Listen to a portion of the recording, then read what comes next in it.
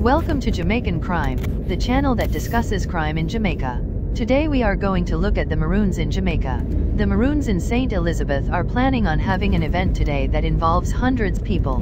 The Maroon New Year starts today and great celebrations involving hundreds of people take place. The problem is due to COVID-19, such large events are prohibited by the government of Jamaica. So hence the problem. The Maroons believe they are an independent state from Jamaica. They don't believe the Jamaican law applies to them. So they plan to have the event today. This is ironic. They don't follow Jamaican law, but when someone gets sick with COVID they go to Jamaican hospitals. The police have been made aware of an intended event in Accompong, St. Elizabeth on Thursday, January 6th. The police can enforce the gathering limit set out by the Disaster Risk Management Act against the Maroons, as the government of Jamaica does not recognize the Maroon settlement as a separate state. Let's listen to the statement put out by the police and then discuss further. The police are also aware that this event, traditionally staged each year, marks the start of the Maroon New Year and is usually attended by hundreds of patrons.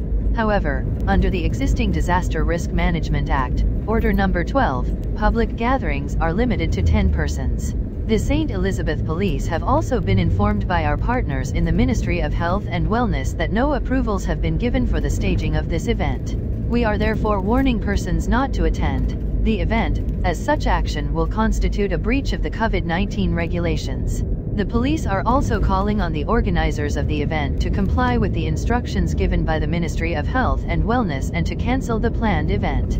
The public is being reminded that health officials have cautioned that cases of COVID-19 are currently on the rise, and as a result, it is crucial that persons adhere to the regulations to protect themselves as the police do what is necessary to keep all Jamaicans safe. Persons are also urged to comply with any instructions given by the police in all circumstances. So a standard warning by the police saying not to have the event. The Maroons should not have the event due to the increase in COVID cases. The police and the government should not have to get involved. The supporters of the Maroons should know better than to attend this event during COVID. Let's see how this plays out, as persons in Jamaica love to party and the police rarely stop these events from happening. Visit the channel tomorrow for an update on this event. Thanks for watching. Remember to like, share and subscribe.